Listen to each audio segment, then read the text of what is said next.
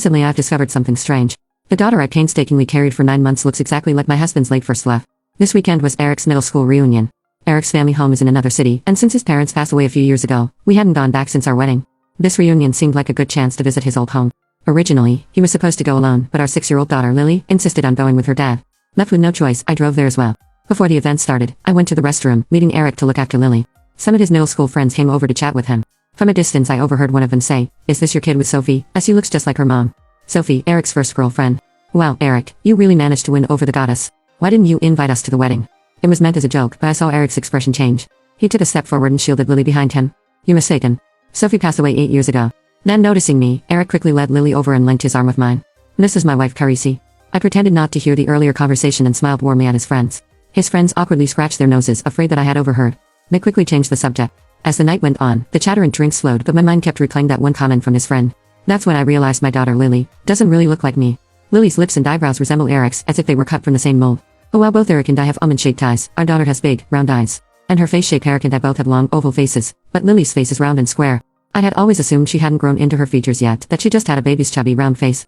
But after what his friend said, I vaguely recalled the photo of Sophie that Eric kept in his wallet, round face, big eyes. So, Lily looks more like Eric and Sophie than me, not like me at all.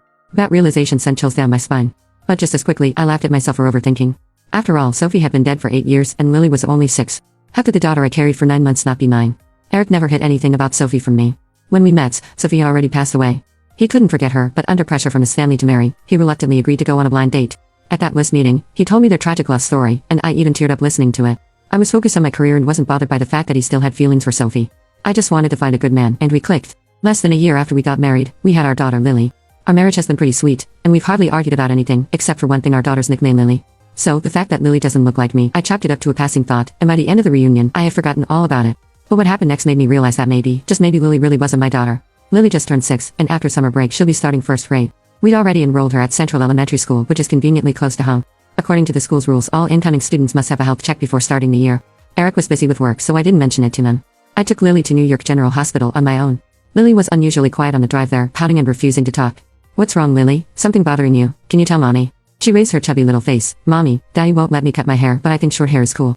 Long hair isn't comfortable. I've had long hair my whole life, and I want a new look for the new school year." I had been so caught up in work that Eric had always taken care of Lily. Since she never brought it up, I hadn't noticed that she had always had long hair. Even when it was hard to manage as a baby, Eric insisted she keep it. Now that she was older, it made sense that she'd want her own style. I didn't want her to be upset over something small, so I said, "All right, Lily. But you have to promise not to cry when they take your blood during the checkup, and then Mommy will take you to get your favorite hat. Deal?" Lily was thrilled and eagerly agreed, "Deal." The medical report wouldn't be ready until the next day, so after the checkup, I took Lily to a nearby salon and got her the short haircut she wanted. I never expected the reaction I got from Eric when he came home that evening. The moment he saw Lily's short hair, his face darkened, and he yelled at me. "Who told you to cut her hair?" Lily was so scared she immediately hid behind me, nervously peeking at Eric's angry expression. I was annoyed too. Lily said long hair was uncomfortable, so I let her cut it. "She likes it short." "It's not your hair, so why are you so mad? You're scaring her." Eric's face was livid. Without even taking off his shoes, he strode past me and yanked Lily out from behind. "You like short hair, didn't you promise Daddy you'd keep it long? Why did you cut it?" Lily, just a child, I'd never seen her father so furious. She immediately burst into tears, crying out for me. My heart ached for her, and I quickly scooped her up, holding her close to comfort her. "What's wrong with you? It's just a haircut. Why are you acting like a madman? Look, you've scared her. I'm her mother. I can take her for a haircut if I want to." Eric let out a cold laugh. "Now you remember you're her mother? Have you ever taken care of her all these years?" I frowned. "Eric, didn't we agree after I had the baby, I wouldn't stop working, and you promised to take care of her? Now you're blaming me." Eric realized he had overreacted and quickly changed his tone. "That's not what I meant. I've been really stressed at work lately, and I took it out on you both. I'm sorry. Come here, Lily. Daddy's sorry. Let me hug my little princess." But Lily was too scared, still crying quietly in my arms. I ignored him, took Lily to her room, and she clung to me, asking me to stay with her for the night. I assumed she was just shaken, so I grabbed a pillow and stayed in her little room. But after telling her to bedtime stories, she still wouldn't sleep. "Mommy, why do I have to mommies?" I frowned and gently asked, "What do you mean, Lily?" She blinked her big eyes, and what she said next hit me like a bolt of lightning. The other night, Daddy thought I was asleep, and I heard him whispering that I'm looking more and more like my other mommy. He sounded happy, but he was crying when he said it. "Mommy, who's my other mommy? Why do I have the mommies?" I suppressed the anger rising inside me and managed to soothe Lily to sleep. When I got back to our bedroom, Eric was still awake. He was sitting on the edge of the bed, staring blankly at his wallet. I knew he was looking at Sophie's picture again. Fury surged inside me, and I snatched the wallet from his hands. "Eric, she's been dead for years. Can't you let her rest in peace?" Eric spoke through gritted teeth. "Carisi, I'm sorry about today. Let's not wait. Lily's asleep, and I'm not in the mood for this. Just give me back my wallet." I scoffed. "You're the one who can't accept reality. Stop trying to drag my daughter into your fantasies. Wake up, Eric. Lily is my child, not yours and Sophie's." I threw the wallet at him, grabbed my pillow, and stormed off to our daughter's room. I didn't notice the flash of coldness in Eric's eyes as I left. I spent the next day thinking about what Lily had said. It left me so drained I could barely focus at work. I had my own office, so owning out wasn't an issue. During my lunch break, I went to New York General Hospital to pick up Lily's medical report. Lily was perfectly healthy and ready to start school. I breathed a sigh of relief, but then something strange caught my eye. There was something off about the report. I laid it out on my desk and reviewed it carefully. What I saw made me gasp. Lily's blood type was listed as B. But I'm type A, and Eric is type O. Based on basic biology, there's no way we could have a child with type B blood. Suddenly, Lily's words from last night echoed in my mind. Why do I have two mommies? And Eric's friend's joke from the reunion, this kid looks just like Sophie. Two mommies.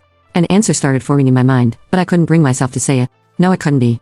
Sophie's been dead for 8 years. Lily was born after I carried her for 9 months. I was there. I watched the doctor cut the umbilical cord myself. There couldn't be a mistake. But the facts were staring me in the face, and I couldn't ignore them. The room spun as the weight of everything hit me. I sank into my chair, trying to steady myself. Could the daughter I had raised all these years not be mine? It was absurd. Impossible. I refused to believe it. In the end, I decided to go back to the hospital.